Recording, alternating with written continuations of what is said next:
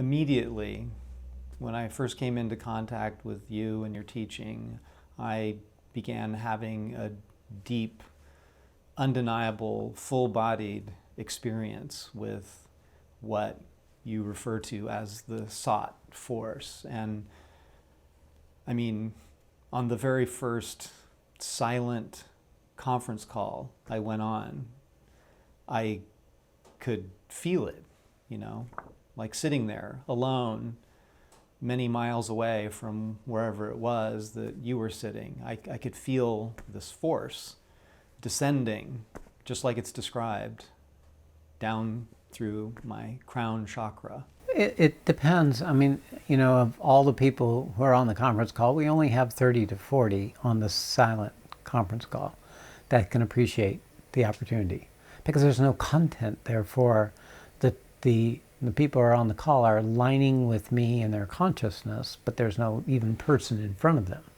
All there is this phone or this, space on the line. With not great reception. No. It's like you're calling from Ice Station Zebra or something. Correct. So that, therefore, it can come through without story making, without ego making. You're sitting in your living room or your bedroom or wherever, and it's just coming in. So a person has to be at a certain stage for that to happen.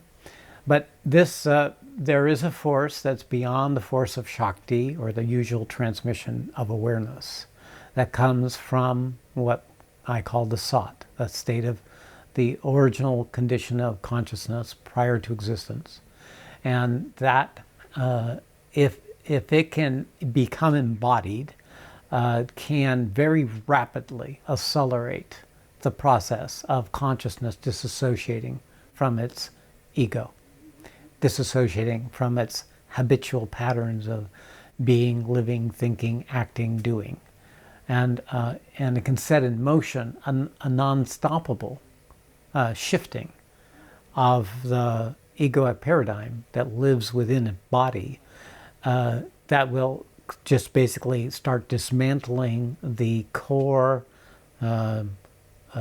structures of identification, attachment, and desire.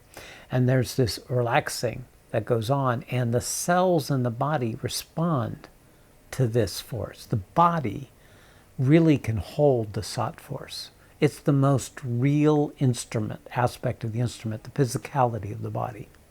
I've heard that spoken of a lot, that there's an actual physical change that these forces bring about, like a rewiring of the nervous system, an increase in the cell's capacity to hold the forces.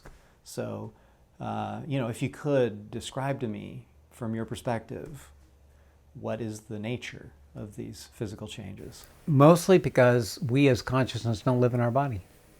Human beings don't live in their body. They live in their thoughts, they live in their feelings, they live in their moods, they live in their history, their memories, they live in their story making, or in their friends' conversation, or in the movies they watch, or the books they read. They're not in their body. They're not embodied. And the physical body is this incredible instrument for knowing truth directly. And but because we're so entertained with our desire nature and our motives and our ambitions and our strategies and our relationships and our friends and our companionships and our resentments and our betrayals and our story making and our beliefs and our judgments and our ideas of who we are and what civilization is and how the world should be or shouldn't be, and so on and so forth. This is the whole, we're living every place else but the body, and the poor body is just being dragged along. It's just this donkey, this wheeling instrument that goes wherever our consciousness wants to go. We get upset, the body acts as if it's in danger. We get happy, the body relaxes and goes into bliss. It's just, it is left behind. But when one drops the shell of our egoing nature, what is left is pure reality in a body. And the purity of the body is that it's willing to change to hold this pure reality if it could, if it was allowed, if it was shown, if there was an opportunity. So the way I see the body is its cells, and each cell have a certain cooperative consciousness. It knows it's part of the whole. The cells at a very primitive level of consciousness is really in a continuous sacrificing to serve the whole body.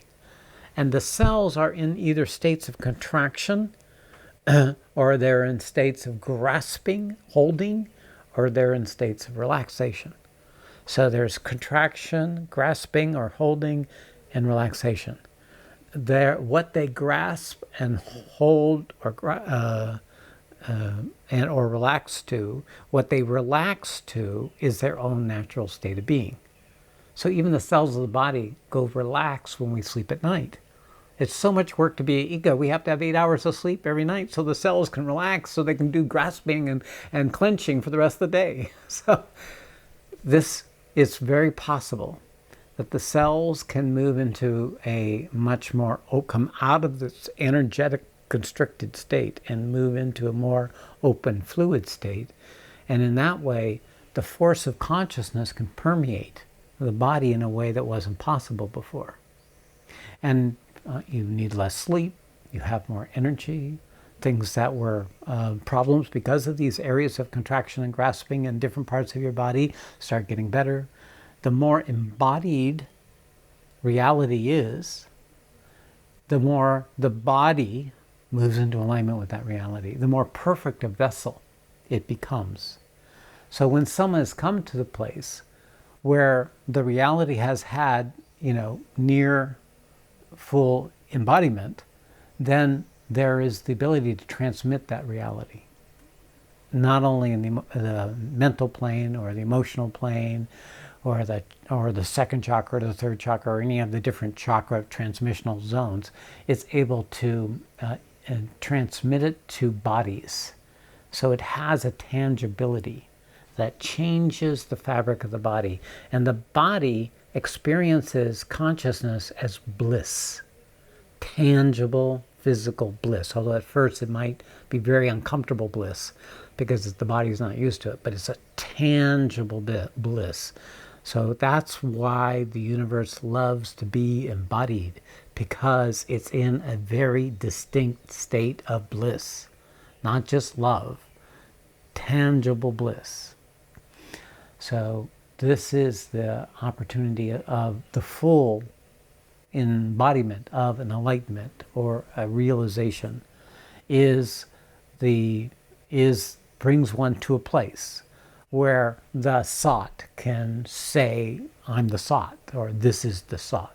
It can say, I'm here. I'm really here. This is really good. And the more it's able to be that, the more it's capable of transmitting that and in training other bodies and other emotional natures and other minds to be in alignment with that.